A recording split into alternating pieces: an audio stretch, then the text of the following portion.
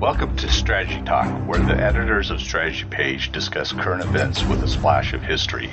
I'm Dan Masterson, host of Strategy Talk. With me today is the editor of Strategy Page, well-known military author and game designer Jim Dunnigan. Also joining us is the associate editor of Strategy Page, columnist and author Austin Bay. Welcome, Jim and Austin. Thought we'd visit China and India. We haven't been there for a while. There's some problems in the northeastern part of India. Is that correct, Jim? Yeah, that's Arunachal Pradesh. That's a mainly lowland, jungle area of India, which is a fair the high chunk. I haven't got the stats in front of me, but they're very concerned about that. And the Chinese really don't have a historical claim on that. They're making that one up out of whole cloth, but that doesn't bother the Chinese. It just bothers the people who are being asked to give up the territory. Pakistan, and meanwhile, is claiming that the new activity in the northeast, in addition to the activity in Ladakh, which is in central, up more towards Pakistan, is drawing Indian army forces, ground forces, away from the Pakistan border.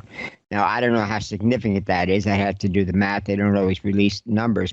But the Chinese have a major advantage here.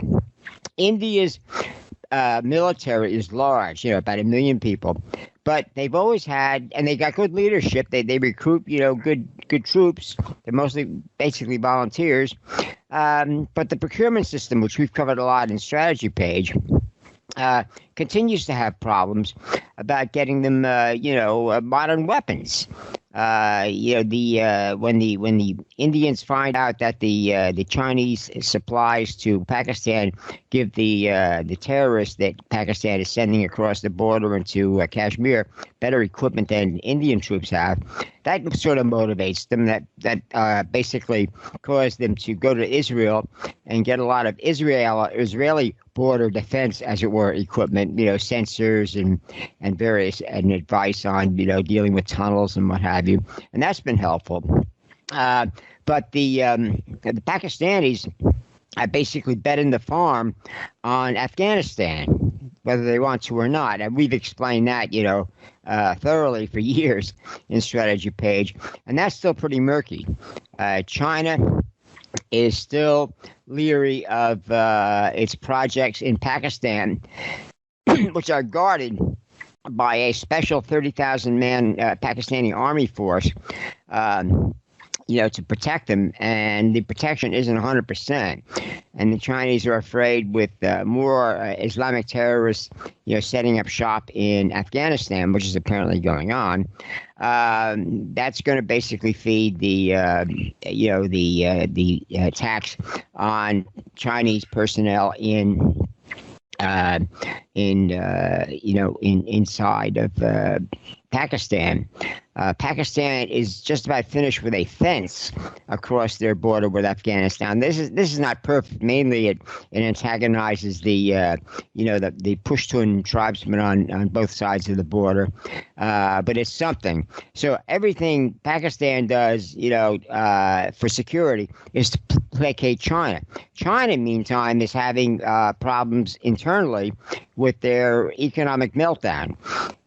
They're suffering a debt crisis now, and it's unresolved. I mean, it's causing internal problems in China.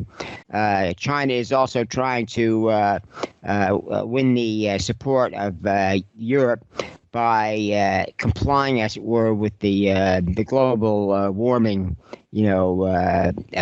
carbon dioxide limitation rules, and that's causing some temporary quirks in the Chinese economy. A lot of companies have had to shut down. They're not generating as much electricity. In fact, it got so bad that they were finally forced to accept coal they had ordered from Australia months ago and had refused to let unload. They wouldn't let the ships leave. This is one reason why Australia has basically joined the U.S.-UK alliance, as it were, to get new submarines. But in the submarine department, China has a problem in that South Korea just introduced the first of its 3,000-ton. This is a competitor for the sale to Australia, and the Australians are probably now wishing they'd taken it, because the new KSS-3 subs, the first one is in service. It had extended, trials, which is normal for the first of a class. But one thing it includes, and it's the only other Navy in the world besides the United States, which installs a lot of VLS, vertical launch system tubes. And the Chinese tubes are a variant of the standard VLS tubes. And they basically test launched on mid-September a ballistic missile from one of their these new subs underwater. The cold launch, boom, up it went, 500 kilometers. They have another model which can go 800 kilometers. The system, the VLS tubes, also hold South Korean cruise missiles, which have a range of 1,500 kilometers.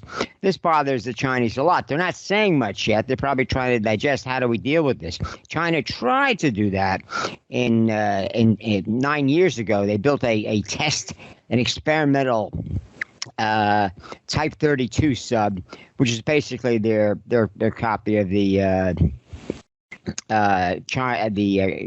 Kilo class they bought from Russia, and they've improved on the Kilo class. But this one had missile tubes for both cruise missiles and ballistic missiles. They tested it, and that was it. Nothing since then. Korea went ahead. Meanwhile, Japan, which was also bidding on the Australian contract, have been putting into service their subs with the lithium-ion batteries, which they've made safe. Better be safe, or the sub will burst into flame at inopportune moments. But anyway, the underwater, the AIP, air independent propulsion system, in the new KSS-3 subs, basically broke a record, staying underwater for 21 days at a shot. So that makes it functionally, in many circumstances, the equivalent of a nuclear submarine, because this puppy can stay underwater. It's quieter, or at least as quiet as anything the U.S. or even China has. And it can launch torpedoes, harpoon missiles out of the torpedo tubes, as well as cruise missiles and now ballistic missiles, something North Koreans are still working on. And this is something that basically the Americans, we had a treaty with South Korea, where they wouldn't produce long-range ballistic or cruise missiles. But in 2010, as I think everybody interested in the area knows, North Korea sunk a South Korean corvette and fired artillery on an island just across the naval border on the East Coast. Caused some casualties and some property damage. This basically eliminated any inclination by South Koreans to try to use the soft approach to North Korea.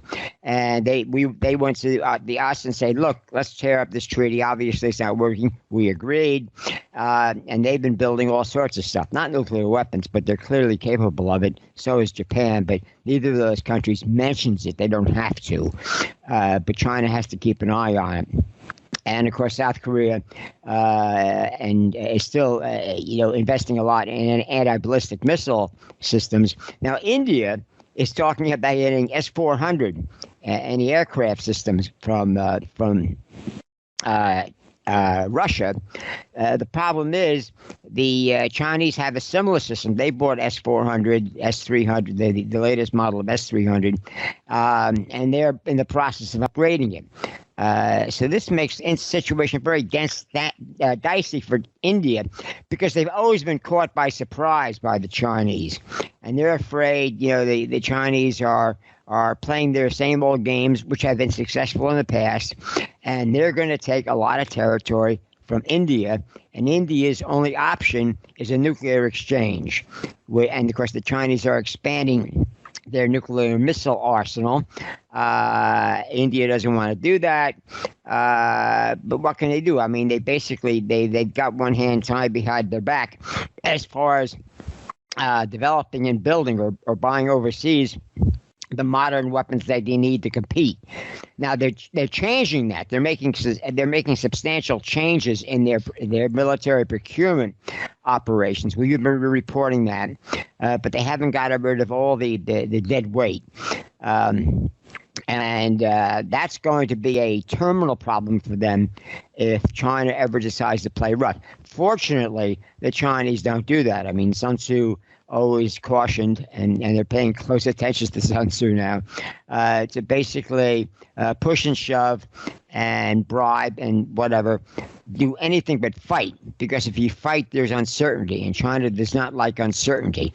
And there's no certainty that if they had a nuclear exchange with India, that wouldn't involve at the very least, an embargo, a blockade, a sea blockade by not just India, but the how should I put it, the East Asian Alliance, which includes basically South Korea, Japan, Taiwan. Those are the three major military powers. Actually, Singapore is actually pretty strong in many areas. And together with the United States, and if Australia ever gets their new subs, nuclear or non-nuclear, that'll be a formidable submarine force, which is what you would use to shut down the Chinese economy. That is a worse fate than a nuclear war. A nuclear war is unequivocal, lots of damage, a lot of angry Chinese because you can't kill them all. That's something that nobody wants, especially the Chinese.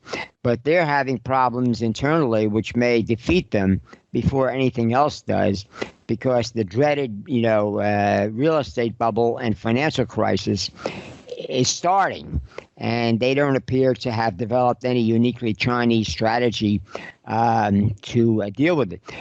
Japan went through the same thing in the 1990s, and they basically stalled their economy perpetually. I mean, they never regained the growth rates they were having until the 1990s. But that brought about the property bubble, which the United States has suffered from occasionally. Of course, the United States has internal financial problems. We keep borrowing money that we can't, earn, as we can't pay back, and even both parties in government, Democrats and Republicans, are warning that this will basically destroy the credit rating of U.S. debt, will drive interest rates on U.S. bonds, debt as it were, through the roof, and create the beginnings of a spiral. And so far, we haven't shown the discipline to stop this. I mean, right now, the current government's trying to push through over $3 trillion of additional spending, which is basically re-election money. They call it infrastructure, this or that, but you look at the details. The devil is always in the details. A lot of it is basically handouts to various, groups that will keep the current government in power. So it's not a question of who's better, but who's worse at handling their current foreign and domestic crises. And no one should forget that China has a lot of them, including the population decline, which is proceeding apace. China finds that no matter what incentives they offer, the women don't want to have more kids, which is actually the curse of affluence, which has been known since antiquity. And they won't allow migrants, legal or otherwise. So there it is. It's getting worse. If it gets desperate, it goes over into the danger zone, and if nukes start going off, it's all over. But there might be economic nukes, as it were, before that happens. In the meantime, it's a question of how much territory will the Indians give up before they basically do something drastic or rash. So, Austin, how do you see the China-India conflict? Well, it's, I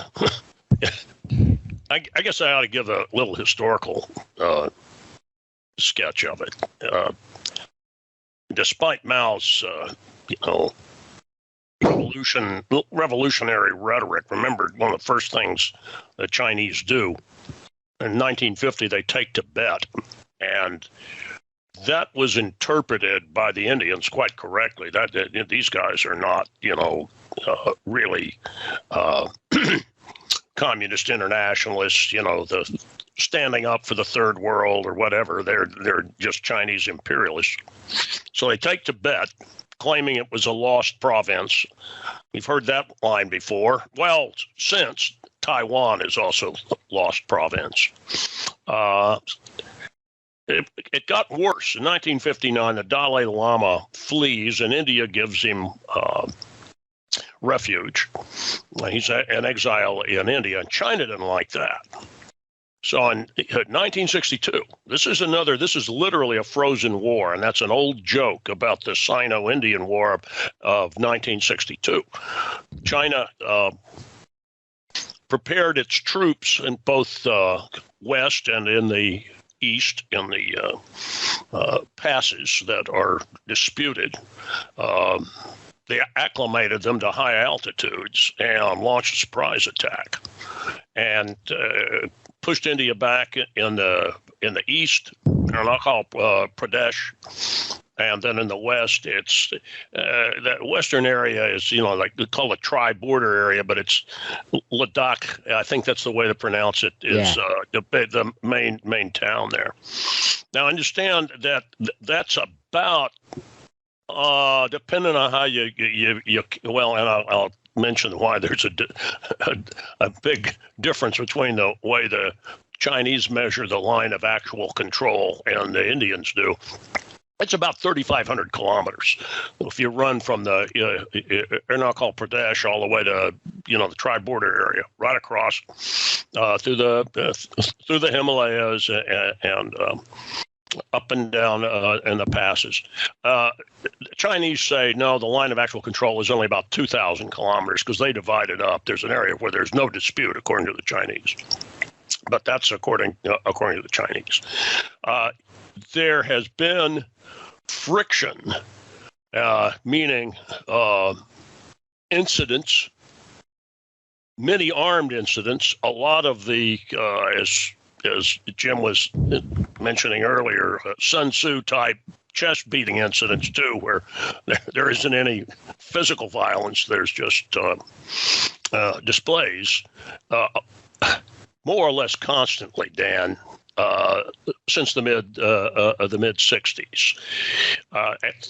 What happens after China starts making some money, and there were improvements made on the Chinese side of the border transportation links prior to the late 80s. But in the 90s, they started improving road networks, building new airfields. They build those high speed. There's really one link that runs all the way now from Beijing into Tibet, but they start improving rail links within Tibet and connecting Tibet to the rest of China. They also start deploying and helicopters that are designed to be able to operate at Tibetan Himalayan altitudes. All of those raise the temperature in India, because India notices it. So India responds, and this becomes something the Chinese use propaganda-wise, by building a couple of forward airfields, including one in the west. And I'm trying to, off the top of my head, remember exactly where it is, but it's a forward base. China gets worried about this because up until, now 15, 16, 17 years ago, the Indian Air Force would be judged as being superior to the Chinese. Now, I don't believe that would be the case. I'd be interested in hearing Jim's opinion about it. I know the Indians are trying to recover their, at least even it up technologically and operationally with the Chinese. The Indians may have better pilots. That may be still a factor in India Chinese dispute. But India is also, particularly in the West, which is also threatened by Pakistan, has built up its forces and improved its positions in the West. And even though the Deccan Plateau, which is in the East, has been over the last 4 or 5 years the area that has seen the most direct conflict, including casualties. Now, the reason I'm going through all of that is there's a history of it, and what China has been doing, if you look back, is consistently moving slowly forward, preparing positions so that it can come from the high ground to the lower elevations should a conventional war begin. And again, it's not necessarily that they really want that conventional war, but they want to be able to hold the position. It's where they going around preparing the battlefield. And this is something that we're not doing it through violence. We're doing it slowly, and it's muscle flexing. India is aware of that. India has the size, the power, and if it really does modernize its forces, has the conventional combat power to. It would be. I'm going to leap ahead instead of walk through it. It would be another bloody stalemate. A conventional war in the Himalayas between India and China. Though it's possible you could see the Chinese make a breakthrough, particularly in the East. But what happens to China if they do that? Now, I'm focusing just on a bilateral war, which it wouldn't be a bilateral war. Remember, here's China's real problem with India. India sits right in the middle of the Indian Ocean, and you look at the sea lines of communication that run all the way from Southwest Asia and Africa. In other words, the natural resource base that China needs to keep its economy going. Now, one of the reasons that you've got that Belt and Road Initiative and China's trying to line up right through Asia so that you could recreate a Silk Road and do some of the supplies. This is what their at least their propaganda intent is that it could be shipped on land, either by truck or by rail, without having to go on ships through the Indian Ocean and then through the Straits of Malacca, South China Sea to the Chinese coast. Except just do the math. I'm sorry. Ships can carry so much more than railroads, and railroads are also easily interdicted. In fact, is a different kind of interdiction, but they're easily interdicted, especially the long, lengthy railroads going through what is hostile territory or potentially hostile territory for the Chinese. China has a problem with India that is geographic and political. Now, it's gone about the communists. Remember, they are a communist party. They are Chinese imperialists. Nehru got them right after their behavior in Tibet in 1950. There's just another iteration of Chinese emperors. So they've got Marxist lingo. But notice the thing to do about Xi Jinping is that he combines Marxist lingo with classical Chinese Middle Kingdom mythology. So he's bringing them both together. The Indians know the threat that China presents to them. They know that China has, really backing up Pakistan. And so it's been a slow process where they've been because of their relationship with Singapore and Australia, who they see as former British colonies, which they were. They've already a great deal of cooperation with Australia and Singapore. Now, this moves to the so-called Quad, the Quadrilateral Security Dialogue, which was kind of sort of started by the Japanese in official date is hazy. Some say 2005, but there was a meeting, I think it was 2007, that Japan initiated. That was the Quad was Australia, United States, Japan, and India. That's with a goal of creating a defense coalition. The Indians didn't want the word alliance. They didn't like that. They're suspicious of the United States because of the U.S. 71 war, where we supported Pakistan. That's one reason that they've been quote unquote suspicious of the United States, even though is a substantial number of Indians in defense.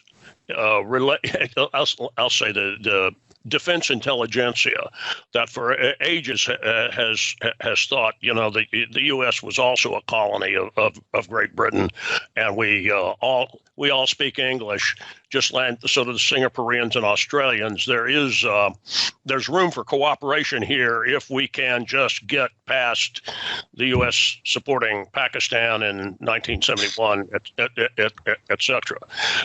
This is China's. The Quad is a Chinese nightmare.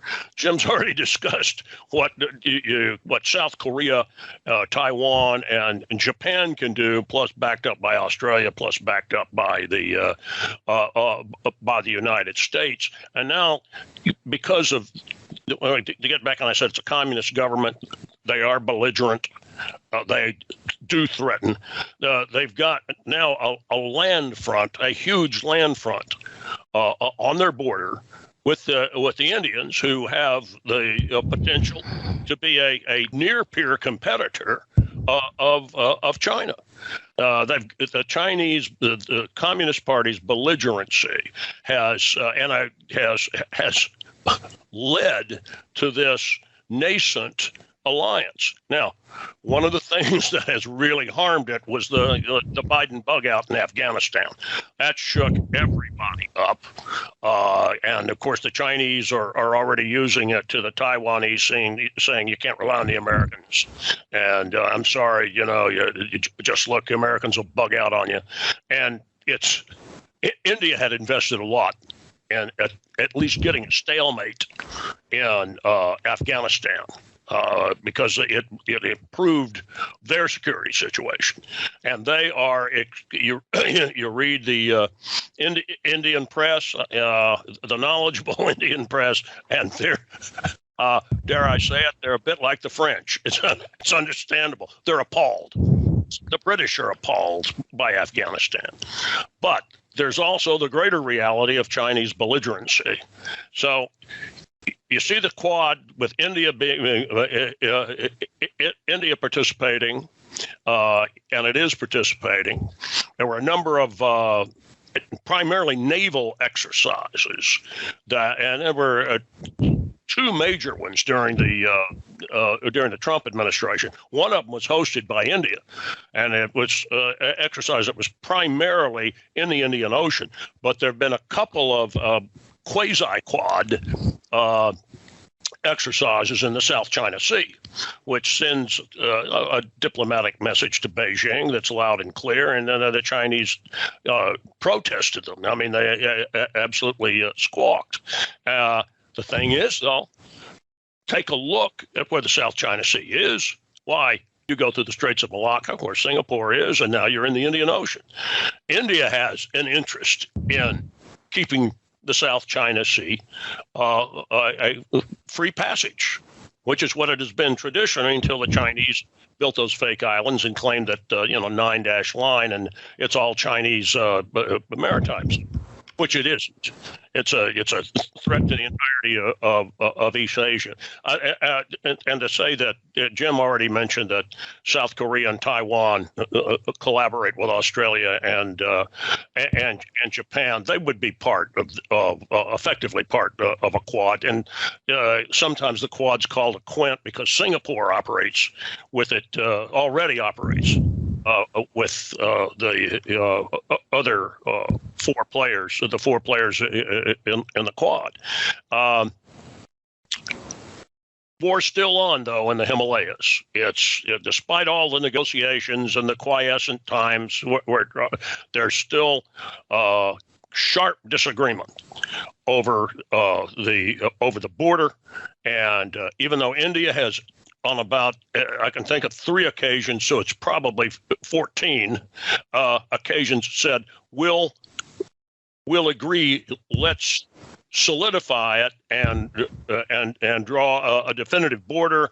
And China says, "Oh, okay," and then it doesn't happen because the Chinese don't really want a definitive border. They want to move it a little further, move the line a little further south, because, as I said, that's set up a situation where they have operational dominance in over northern India. But so that war's still on. That war's still on, just like the Korean War is still on. It's not over, and the Sino-Indian War of 1962 isn't over. And I guess I'll leave it at that. That's my answer to your question, Dan. Okay. Jim, do you have anything to say before we wrap things up? No, I think that pretty much covers it. China's at a stalemate. It's got internal problems. It doesn't want a war that would close down its foreign trade. It certainly doesn't want a nuclear exchange. It's basically painted itself into a corner. And now it's got Afghanistan and Pakistan at risk, as it were, because, as Austin pointed out, the belt and the land-based, the new Silk Road, basically the new port that the Chinese financed in Pakistan is right by the Iranian border. That's a base. Gadar. Yeah. That's as far west as they've got. And they basically turned that into a Chinese colony. That's what the 30,000 Pakistani troops are mainly guarding. In fact, the peninsula it's on has been walled off, as it were, the entrance. So it's easily defended unless somebody, as Austin pointed out, inland along the pipelines and the railroads and the roads starts carrying out attacks. Well, those attacks are already happening. So, nobody's invulnerable in this mess, and everybody's vulnerabilities are potentially devastating. Well, Jim, that's what I said. It's hostile territory. They've got Gadar, pretty well sealed off. But if they're going to start trying to ship things with massive pipelines and improved railroads and the like, those are vulnerable. They cannot cover. Yeah, and it's also 2,000 miles of railroads. Yeah, we did the math in one of our updates, pointing out the numbers involved versus going overland versus shipping. Ships are far more absolutely. Inexpensive. They're not that much slower, and they're basically a lot harder to interdict. I mean, if you have a large enough navy, you can protect them. It's not as vulnerable as the landlines, as it were. So China's always been an insular country. It isn't until the last 50 years that they got heavily involved when they basically got into the Industrial Revolution. Remember, China didn't really start the Industrial Revolution until about 40, 50 years ago, and that's after they basically adopted a market economy. They basically turned into what the Nazis were, a market economy run by a dictatorship.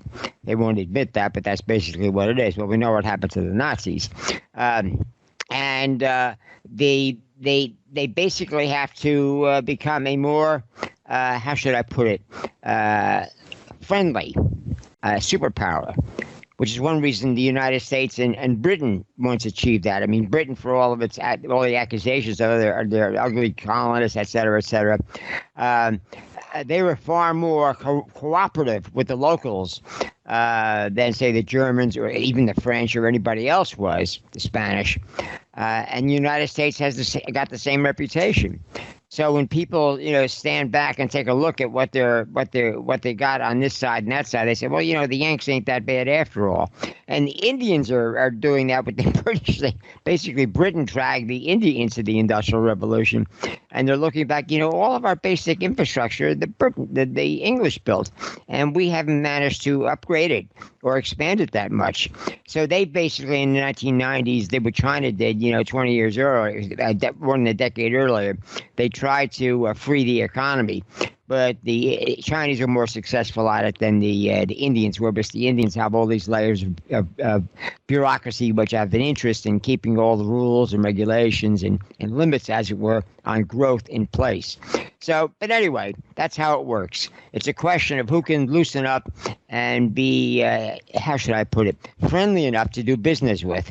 And so far, China is, they started out well, but they've since earned a justifiably dreadful reputation. All right. Well, we'll end it there, and we'll talk to both of you next time. Okay. Take care. Bye, Dan.